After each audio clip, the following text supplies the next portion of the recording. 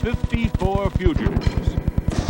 Tonight, America's Most Wanted goes to California in search of Edwin Smith.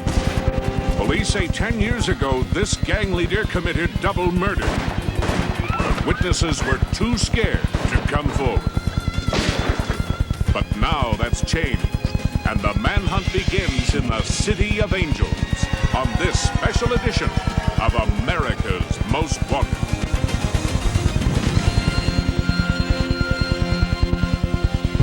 Good evening from Los Angeles. I'm John Walsh. Here and everywhere, high school kids are faced with a simple but tough choice. Hang with the good guys or hang with the bad. Our first story tonight is about two young men, roughly of the same age, who took totally different paths. Police say Edwin Smith pursued the violence of gang life. Ernie Pickett wanted to be a doctor, and he excelled in school. They came from two different worlds, but one day their paths crossed. Ernie was my only male child. He was very wise for his age. Ernie had such a smooth personality. My neighbor described him as being a person who was like a light bulb. He shined brightly, but you never knew he was around because he didn't make noise.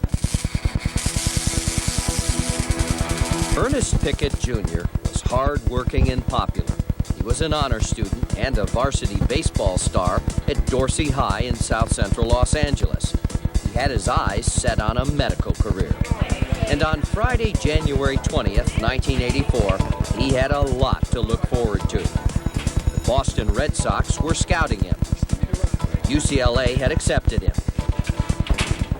What's up with the necklace, man? Teresa gave it to you. Teresa, what's up with that, man? You guys I told you we're just friends, man. Like I told you, school is number one, baseball's number two, but girls, three. I got this fool, cuz. Edwin Smith was the same age as Ernie. That's where the similarity ended. Police say Smith was a dropout and a gang member. He was a Crip, known in the neighborhood as Black Ed. Man, give me a match, man. All right, man. Police say Smith entered the school grounds that Friday around noon. He seemed to be looking for trouble. Like, Ed, you gonna be cool, right? You gonna be sweating me. Anybody mess with me be punching the wrong clock.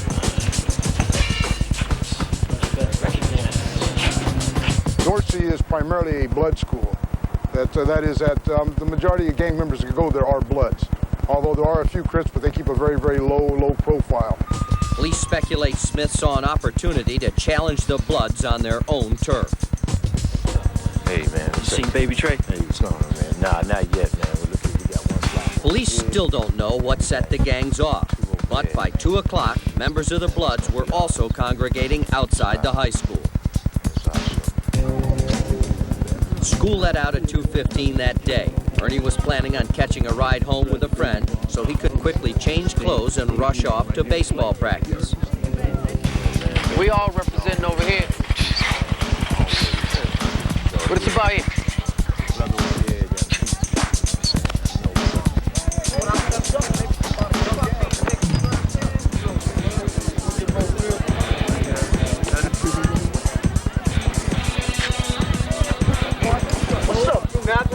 Go back to Mr. Smith, punk ass. You don't want it?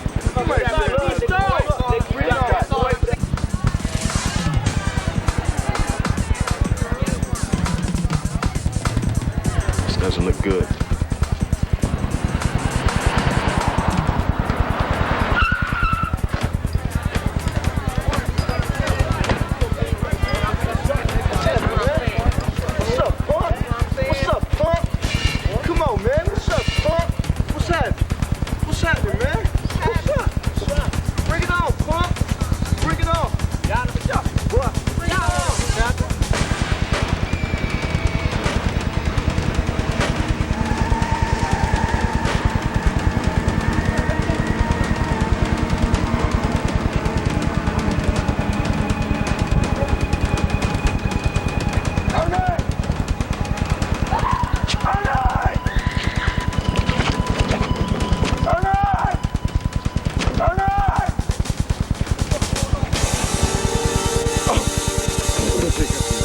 Somebody get some help!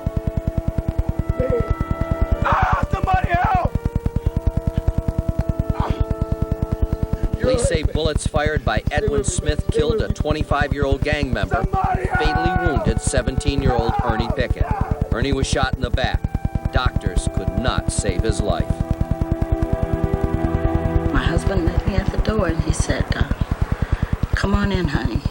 We have some bad news for you. And I knew it was Ernie. I don't know how I knew, but I knew it was Ernie. I didn't have any idea that he was dead. Chris Harris joined family and friends. In the beginning, the entire community rallied around Ernie's mother and family. The story was big news. There was a strong sense of outrage. The gangs decided that they would go to school of all places to have a war, to shoot at other people. And I think that enraged a few people in the community for a short period of time. Soon, Edwin Smith, the prime suspect, was in custody. Student eyewitnesses told police they saw Smith kill Ernie Pickett. It looked like an open and shut case. But when it came time for the preliminary hearing, no one stepped forward to testify. The students were scared to death. Some said they were threatened with retaliation if they spoke up. They just let you know not to say anything. So they didn't have to tell us what they would do. Hurting somebody or killing somebody, it didn't make any difference to them. If they said, don't say anything, you didn't say anything. On April 4th, 1984, the court dismissed all charges against Smith. He was free. No one bothered to tell Ernie's parents to come to the hearing. Mrs. Pickett Allen was gripped with despair. I didn't think I had anything to do as far as helping to catch my son's murderer. I was so naive as to how our criminal justice system worked that I just kind of laid down and moaned and groaned, for a few months. I needed to be around people that had experienced some of the same thing that I experienced. He took the life of our daughter, and he should never be allowed out. My name is Libertha Pickett Allen, and my only male son. Mrs. Pickett Allen threw herself into the victims movement. Somebody here said about people forget. We can't afford to let people forget, because you'll never forget. You'll never forget. Letha was talking about pain. She became a founding member of Justice for Homicide Victims. The organization works hard to make sure the criminal justice system doesn't forget the victims of violent crimes. I'm here as the father and the voice of my precious son, Tom Myers. She had found a solution to her pain by working with others. So we share our sorrow and our pain, but we also share information, pertinent information. Information she hoped would bring her son's murderer to justice. 200 people writing letters. For 9 years, Mrs. Pickett Allen waged a determined campaign, talking to anyone who would listen. So your son is dead, and no one will be held responsible. No one will be held responsible, and they know who it is. Does that make you furious? Furious is not the word. I've been on talk shows, I've been on radio shows, I've been to Sacramento, I've gone to governor's conferences. See, once the victim is dead, nobody thinks about them. Nobody but those family members. Mrs. Pickett Allen refused to give up. In January of 1993, she wrote a letter to the recently installed LA Police Chief, Willie Williams. What impacted me about this letter and a couple others I received is that it reminded us that the loss of a loved one, the fear, the concerns, the anger of that loss never goes away. That really urged me as the chief of police, as a father, as a parent, to make sure that we left no stone unturned in trying to bring this to a fair and equitable resolution. Chief Williams reopened the case. Detective Carolyn Flamenco was assigned to the investigation. I said to her, now I think that something really will get done because they have assigned a woman to this case. Detective Flamenco was a mother herself, and a bond developed between the two women. It spurred on the investigation even when old leads kept coming up cold.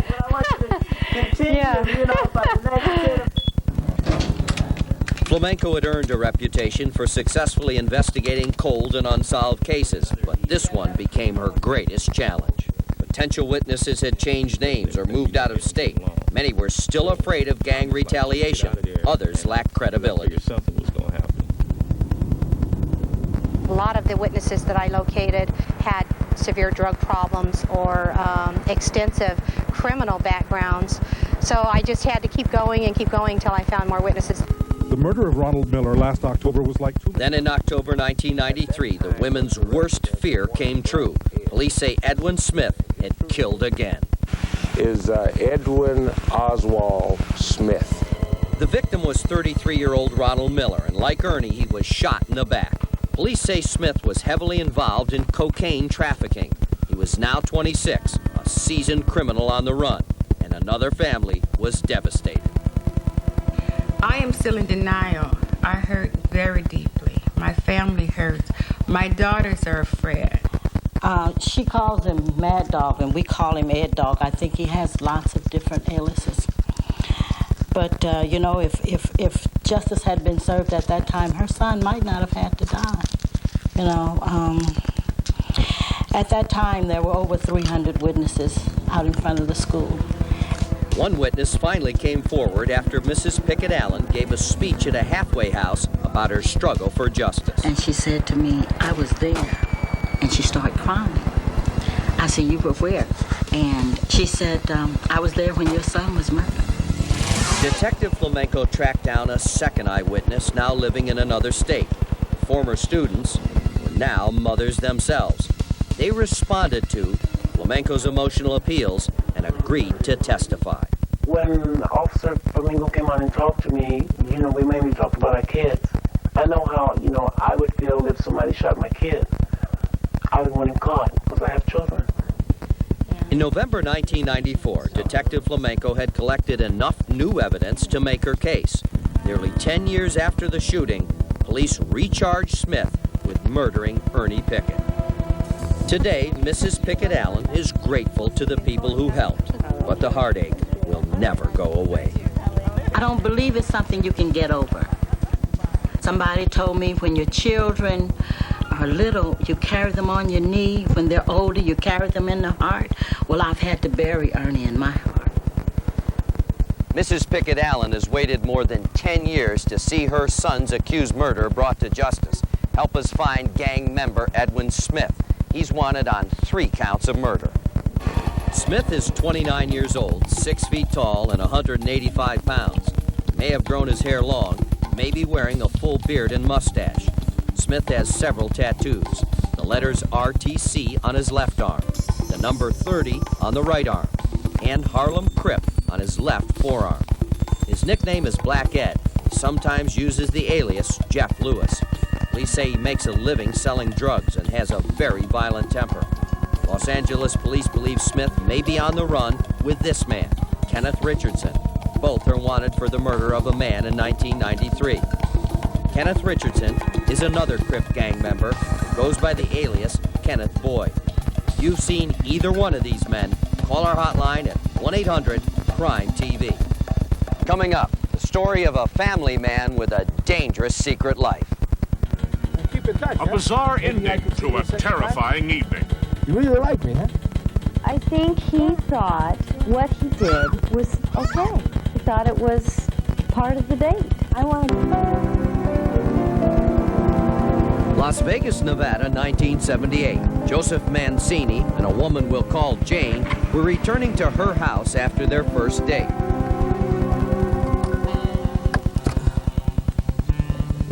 So, we'll keep in touch, huh? Maybe I could see you a second time? You really like me, huh? Yeah, sure.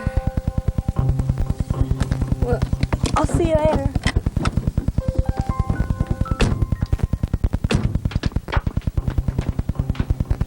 I'll call you. Look, you sure you're okay? Yeah, sure.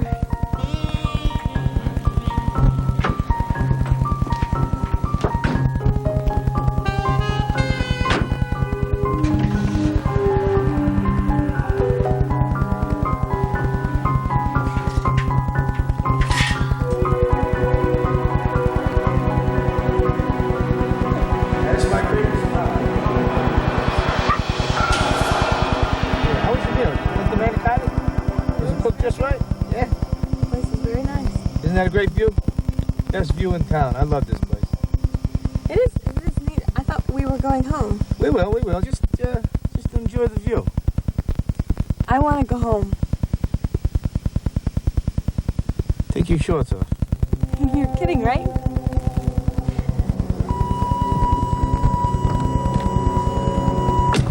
I am petrified. I'm thinking, oh my God, I hope someone sees us. Can I scream? Can I run?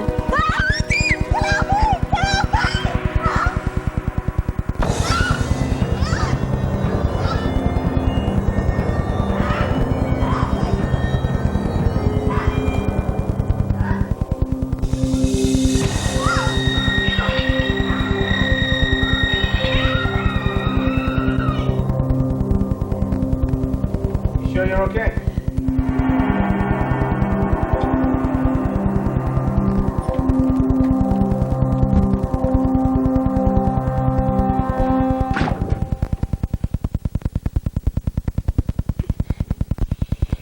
You right, me? I think he thought what he did was okay. He didn't think of it as a rape. He thought it was part of the date. And I thought if I convinced him that I liked him and that it wasn't that bad, that he would take me home. And we had talked about, maybe going out more often. Jane's quick thinking worked, but in providing police with details, all she could remember was Mancini's first name. She knew any break in the investigation might have to come from her. Hi. It seemed like a couple of weeks had passed by. I hadn't heard anything, but he called. I couldn't believe it. I thought, here's my chance, so we set up a date. Okay, if you act suspicious, just let him in. We'll take over. A team of Las Vegas undercover officers were there to chaperone.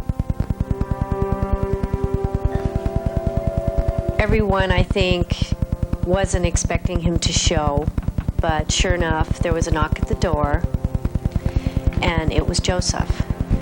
Hey, how you doing? Hi. Hey, nice to see you again. You do? Hey, you look real good. Thanks. These are my parents. My mom, Maggie, and my father, Rick. Hey, how you doing? You have a very lovely daughter. You should be real proud of her. And these are some friends of my parents. Hey, how you doing? How's it going? Great. Hi. So, Mr. Halverson, what line are you working in? Construction. Yeah, there's a lot of that going around town. Me, I'm a dealer. Blackjack, craps, over through Union Plaza. Las Vegas police. You're under arrest now for the rape of Jane Halverson. Hey, what is this, some kind of a joke, huh? Yeah, right. Get out! Hey!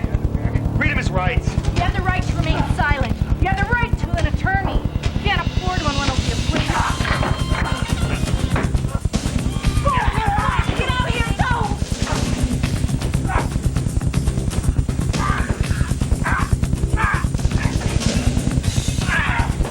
Call for backup! Quick backup! No, police are already here.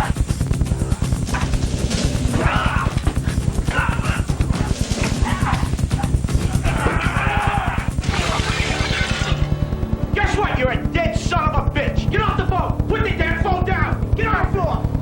Freeze! On the floor. On the floor.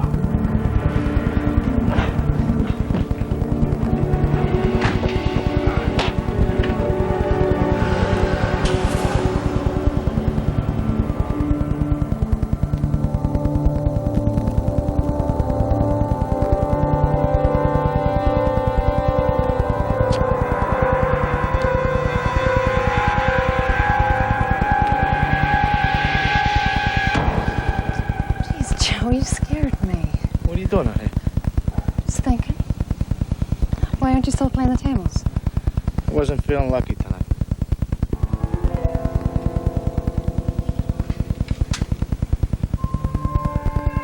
Police would soon suspect Mancini of 8 rapes, but since no one knew his real name, the father of 2 young girls had the perfect hiding place in the suburbs. The question became, when would he strike again? Next, they say the wife is always the last to know. What did you do? Run the red light, just slow down. What are you doing, Jane? You just don't understand.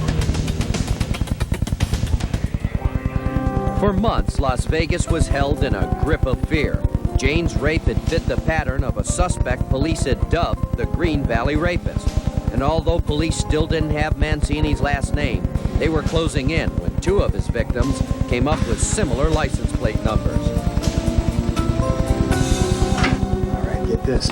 Two of the victims remember the letters CN or CNS. We ran a check, found a Joseph Mancini with a Lincoln license CN 3621. Does this guy have any priors? One about 8 years ago. We got photos. He's our man. That's him. July 4th, police had finally tracked Mancini down. They were waiting when he returned home from a picnic. Why can't we go see the fireworks? Your father is tired. Why can't he be tired any other night?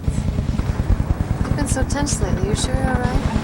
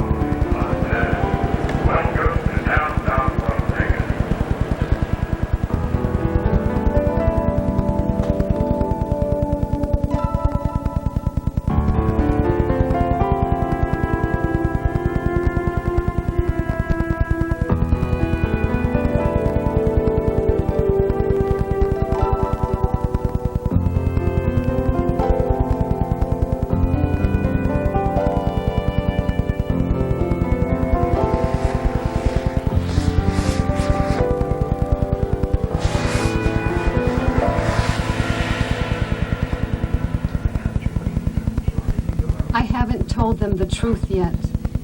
I just want to know why. Joe, what's wrong with you? I knew you'd think it was me. It's not me. You don't understand. I had to do what I did. They were just no good, Janet. All of them. Oh, my God. But I still love you. I always have. I'm going to get out of here and things are going to be the way they were. No.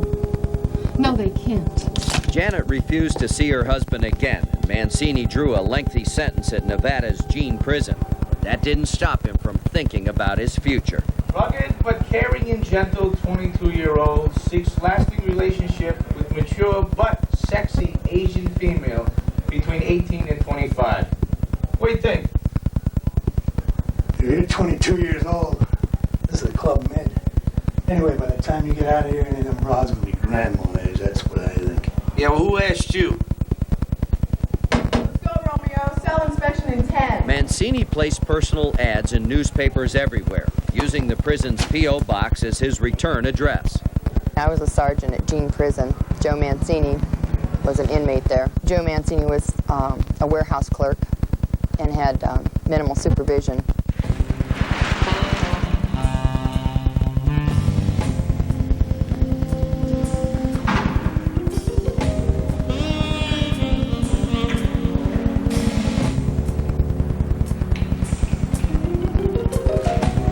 On March 19, 1987, Mancini took his job transporting packages one step further by transporting himself.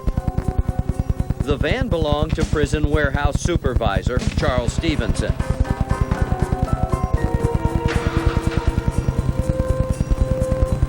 This is Stevenson. Open the gate.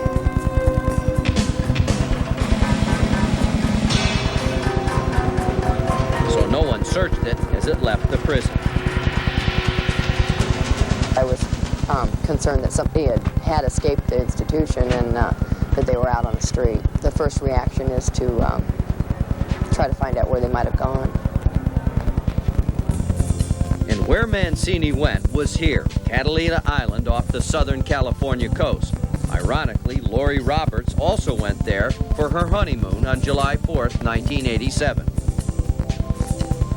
There was a man across the street that had a long sleeve shirt on and long pants, and it just caught my eye. Having been in law enforcement for so many years, it was just kind of peculiar to see him there. I kept looking, and I started to get a really uncomfortable feeling in my stomach. That's Joe Mancini. I'd know his face anywhere. So he said, well, grab your badge and your ID, and we'll go and see what we can do to find, a deputy sheriff. Not seeing one, Lori approached Mancini, and after introducing herself and her husband as tourists, she started leading him to the sheriff's station by herself. So I was trying to, keep the whole, ideal that he didn't know me from prison, because basically, most of the inmates don't recognize officers when they're out of uniform. And so we started walking. As we were walking down the Strand in the stores, I remembered that the sheriff's substation was behind the store area in the parking lot on Catalina Island. I'm having the hardest time remembering your name. What is it? Bob. Bob Atwood. No, that's not it. It's Joe, isn't it? Joe Mancini. I remember. How's it going? Fine. Some friends of mine are having a party just up the street. You want to go? Hey, look, can't you guys just let me go? Well, we're just going to go to a party. Just going to run. You know who I am, don't you, Joe? You're going back. It's all right. I'm a Nevada State Prison Sergeant. Call the Sheriff's Department. Hey, look, I don't want any trouble.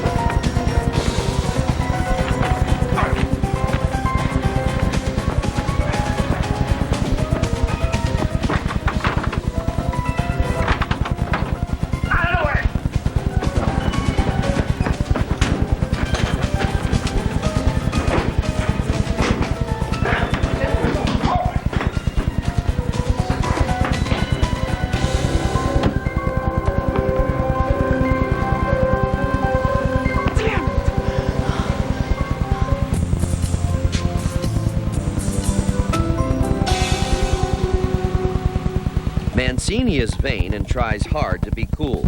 Those who know him say he loves to dance, especially to music from the 50s and 60s. Las Vegas police want to hear from anyone who may have responded to one of Mancini's personal ads. Mancini could be in the Northeast. He has family in Pennsylvania. And police believe he could be working at a casino in Atlantic City. If you recognize Joseph Carl Mancini, call our hotline at 1-800-CRIME-TV. When we return, the story of one of our fugitives who was looking for a rewarding experience. Stay with us. He told police he was ready to collect a reward for his own capture. Is this for Mr. Walsh?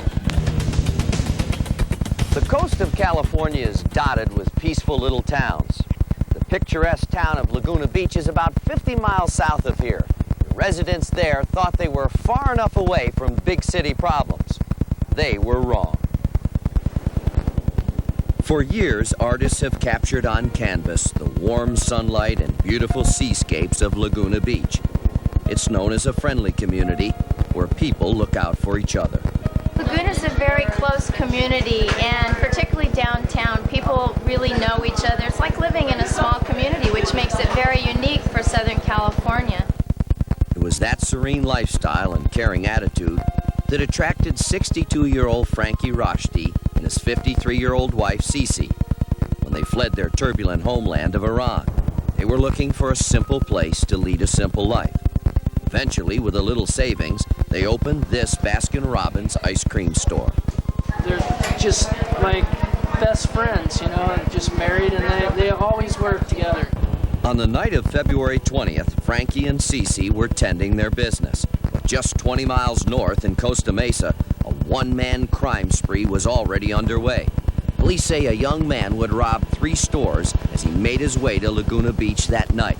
His first stop was this flower shop. I kept saying over there, don't shoot me, you know, just, I'll give you whatever you want, just don't shoot. His second stop was this store, only a few miles away in the same town. 10 minutes later, on the same street, he held up a Blockbuster's video music store. At approximately 9:10 p.m., he had traveled to another city just northeast of Costa Mesa. His third stop was here, a Baskin-Robbins in Tustin, where he was caught on tape pointing a gun in the clerk's face and demanding cash. Then police say he set his sights on Laguna Beach, where he found Cece and Frankie getting ready to close their Baskin-Robbins for the evening. He observed the individual pull a gun out, pointed at Mrs. Rajdi, and indicated he wanted the register. Mrs. Rajdi might have stated no, or she was in disbelief what was going on, and the next thing that happened, a shot rang out, striking Mrs. Rajdi in the front of the throat area. Frankie Rajdi then tried to stop the robber by attacking him with the only weapon he had, a mop handle. Frankie was seriously wounded. Another employee who watched the horror unfold made this chilling call to 911. 911 emergency. Hi, Baskin-Robbins, Laguna Beach. Come collect for him in an emergency. Get in here! All units be advised of a possible shooting. Mrs. Rajdi's jugular vein was hit by the bullet. She died a short time later. Her husband, Frankie, survived the attack. Her murder was the first Laguna Beach homicide in 27 years. The community rallied behind the Rajdi family, many actively working as volunteers to keep the store open. It was their way of battling their shock and anger that one of their own had fallen victim to violent crime. I'm just very angry about the victimization in America today. I think there's no reason for it, and I think it's terrible that some very hardworking people could just be shot for a couple of $100. I think it's wrong. The people of Laguna Beach will miss Cece Rajdi. And tonight they're asking for your help in finding her killer. There aren't many clues, only these surveillance videos from the robberies. Take a good look. Here's the video we showed you earlier, taken the night of Cece's murder. Also, police believe this videotape, taken 3 weeks earlier, may also be the alleged killer. He's Hispanic, in his early 20s, about 5'7", with a medium build, dark eyes and hair, with a mustache. He has heavy Old English script tattoos on his neck and a teardrop tattoo under one of his eyes. If you have any information, call us tonight at 1-800-CRIME-TV. Our operators are standing by. Tonight, another of America's Most Wanted is behind bars. Your tips helped deputies track accused killer Gerald Voiles till he couldn't take it anymore. He gave in because you never gave up. Is this for Mr. Walsh? I'll admit I was happy to see Gerald Voiles in shackles after 14 years on the run. But that was nothing compared to the reaction from the family of one of the men Voiles is charged with killing.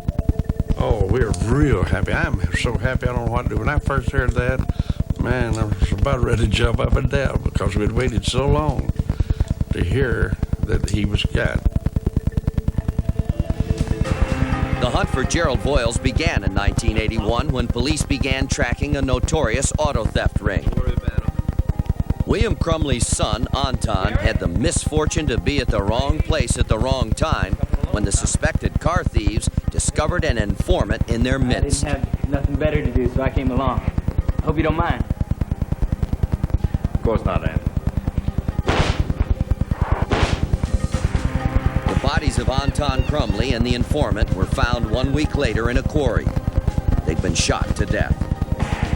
Several of the men involved were arrested, charged with murder. But police say one man got away, Gerald Voiles.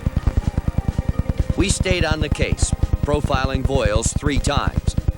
Finally, 2 weeks ago, the pressure from your tips ended Voiles' life on the run. During all the shows, I think there was over 500 calls that came in, about 75 that we think people had actually seen him and gave us good leads that led to him turning himself in, because everywhere he turned around, we were there. And he just finally got tired of running.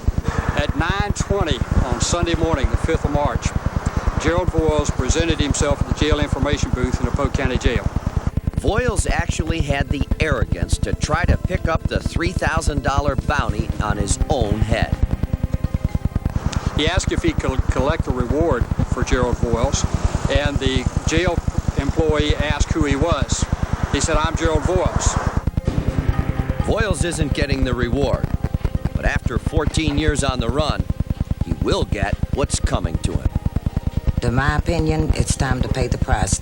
This morning, my husband went out and got the newspaper, and I was going through the newspaper, and I read this article. Man goes to jail, does not collect $3,000. So when I read that, I thought, this is something else. All these years, 14 years, he goes free and turns himself in to try to collect $3,000.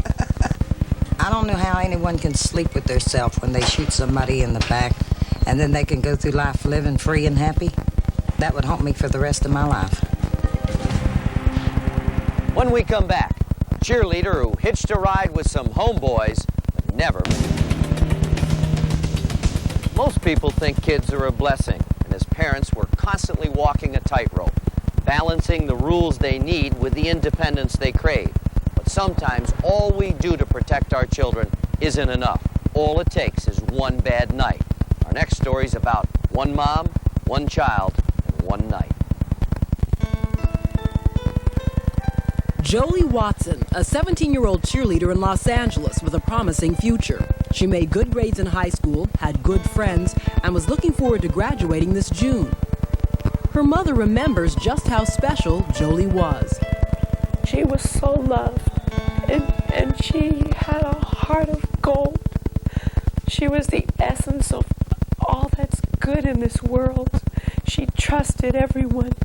She loved everyone. There's nothing Jolie wouldn't have done to help someone. She was so proud of being a cheerleader. She worked all summer to help pay for her uniform. Last year on the night of October 28th, Jolie wanted to go to her high school football game on the home field at Dorsey High. She couldn't join her fellow cheerleaders because of an ankle injury, so she sat in the bleachers and rooted for her team. I just had a bad feeling, and I told her, I said, Jolie, I have a bad feeling that something bad's going to happen. Please come home. And then I said, please come home early. She says Jolie laughed and promised to come home early. Friends say she left the game to meet up with 3 young men. She invited these girls to go with her. They asked us not to identify them out of fear. What did she say to you? Do you guys want to come kick it with me and my homeboys? And we said, I said, yeah, I have to see how they look first before I go, off with anybody that I don't know. When the guys pulled up in the parking lot, the girls didn't like what they saw, so they decided not to go with Jolie that night. I was telling her don't go, but she was like, these my homeboys, so she knew them. I told her I wasn't going, and she was like, well, I'm going to be home early. After Jolie left her friend, she somehow ended up here at this apartment, which remains largely untouched from the way it was that night. When police arrived the next morning, they found Jolie's keys by the door, the walls riddled with bullets, and there on the sofa they found Jolie. She'd been shot twice in the head. Around 10 o'clock in the evening, we hear some shooting from my apartment. I just live in the back of this apartment. And that day we came out because we heard the shooting, and we just saw 2 people running away from him, one chasing the other one with some guns.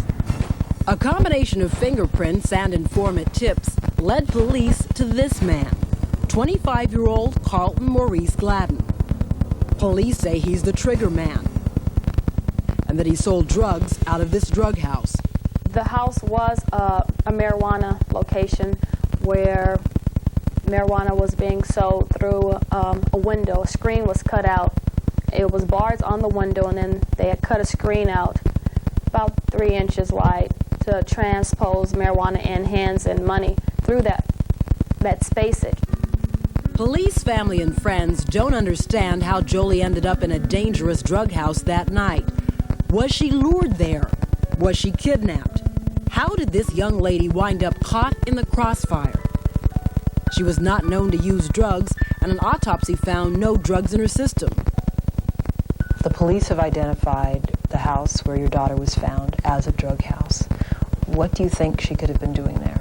There could be so many reasons. There could be a million different reasons. You know, Jolie was very trusting. She could have went somewhere to do a favor for somebody, not having any idea what was about to transpire. We've all done things as teenagers and look back and say, oh my God, you know, how could I have done that? She didn't deserve to lose her life. A week after her murder, Jolie was laid to rest in an emotional service. Angered and confused over Jolie's murder, friends are still struggling with their loss. They say they won't rest until Carlton Maurice Gladden is captured. He's gonna pay for what he did to Jolie. But as long as he's out there, I mean, I feel like her grave is being spit on every day that he's free. If you had a chance to talk to Gladden, what would you say? I hope his family is listening, because he has no idea what he took from this world. She was like the glue that kept our family together. She was my life.